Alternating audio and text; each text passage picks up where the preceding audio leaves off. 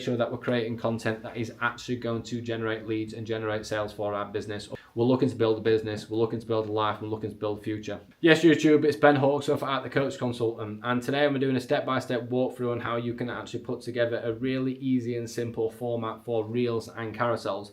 But obviously not just doing this for the sake of it. We're doing this in the sense of obviously removing as much guesswork as humanly possible, because we know that social media in this day and age now is a little bit more complicated than what it used to be, and you have to put a lot more effort into the content that you are creating.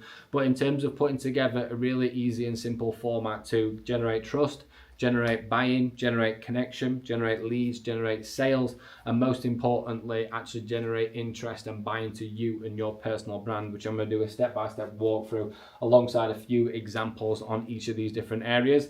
Alongside that, in terms of how we look at actually formatting this in terms of carousels and reels, because it's a very, very simple, easy approach for the two. So a little bit of a shorter video, this one probably, but I'll go straight into it. So step number one is hook, right? Do not, the best way I could describe this one is do not disrespect the hook. I think that's the best way that I could articulate that one. If you put absolutely no effort into that initial 3 to 5 seconds on that hook, because in reality, guys, like this is where we have got to get someone hooked. We've got to get someone hooked into this video within 3 to 5 seconds, or we've got to get someone hooked into that carousel within 3 to 5 seconds, because if they're not, they're going to scroll past, and you could have the best bit of information known to man on the rest of all of these pieces here, but because you didn't put effort into your hook, people are just not going to be bought in, they're going to be dropped off, and they're not even actually digested what you've just created. So you need to go out of your way to make sure that hook has as much power as humanly possible. Whether this is a heavy, bold statement associated with their pain points, whether this is an in-depth introduction and brief to what you're going to speak about in terms of your personal story or experience, or an impactful bit of humor and entertainment or a prop, whatever it may be, you need to go out of your way to get almost uncomfortable during that hook, because we need people to be bought into this piece of content. Because if they bypass that, then again, all the rest of it is just a complete waste of time, and that's not what we want in any way, shape or form, is it? So the next part I'd like to look at is basically section 2. So as we know with social media now, which I'm really, really happy about, is it's actually gone back in line with story-driven content. And as you've probably seen on a few other videos, YouTube videos from me and probably social content, is one of the best things that you can do is lead with their pain, but follow through with your story, right? So what we could do here is we could have obviously the hook coming in and hitting the pain, and then coming into section 2 on that, where you can actually use you in an actual situation where you felt, seen or experienced what they're going through in that moment. So we've got them hooked in straight away with pain or some form of, again, whatever you want to choose for that. In section 2, we're moving into their story, where we're going to focus on your personal brand and your experiences to get more trust and buy-in. And then that's also a great way that we can actually lead further into a breakdown on that pain point associated with what we've actually hooked them into at the start of the video.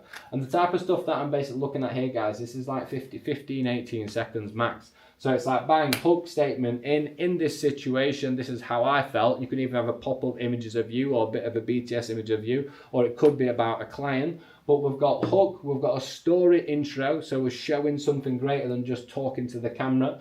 Alongside that, we then follow through with actual introduction and more in-depth breakdown of what that actual pain point is. So for example, whether it's fat loss, routine, self-belief, giving up, winning, whatever it may be. But we're going to go out of our way to explain that in a little bit more detail.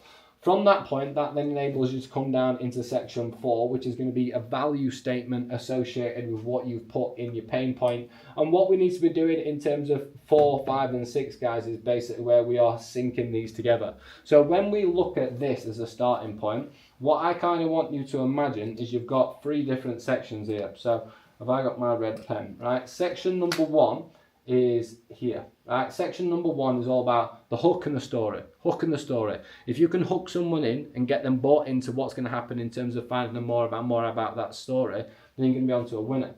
What you've then got from that point is you've got actual step number 2, where we are basically going to present a pain point, explain information and value associated with it. But as you'll basically see in the middle here, we've got a mid CTA. So what I'd recommend that you to do in terms of increasing your followers and stuff is to actually make sure that you're running some form of call to action in the middle of your pieces of content. So for example, when we're coming in this, drop me a follow if you want to find out more or see more content like this. If you drop that in within the first 30 seconds, then again, someone's not got bored and gone through. And if that's gone onto the algorithm and that's just hit someone's page randomly, they're more than likely to actually follow through with that kind of call to action because they do want to know more. But what we can do is we can coincide that with an additional value statement. Coming into the final section, this is where we basically run a roundup. So we've got a brief solution and future pacing expectations. So what I mean by a brief solution is we've obviously isolated pain point here. We've got a value statement associated with that pain point. We've then got a call to action for them to follow to find out more information. But we've also got a follow-up with a value statement associated with that pain point. Now, what we basically need to be doing, because when we're looking at a value statement, I'm just going to put a question mark next to it because that's basically a value statement. A value statement is where we are trying to explain and articulate that pain to someone so they understand it, or we are trying to explain something in a way where it's valuable enough for someone to actually understand it. So we've got two different points of explaining that pain point and the severity of it, and also the way that they can understand it. And then what we do from that point is we have a brief solution. We don't need to be giving it all away in any way, shape or form. But as a massive one, we're actually future pacing the consequences or the cost of inaction if they did not actually take action as an initial starting point. And then from that point, because at the end of the day, we're building a business and we want to get leads, you can finish that piece of content with a result and a call to action, right? So I'm just going to pull up this little mini whiteboard here because this explains this even more, right?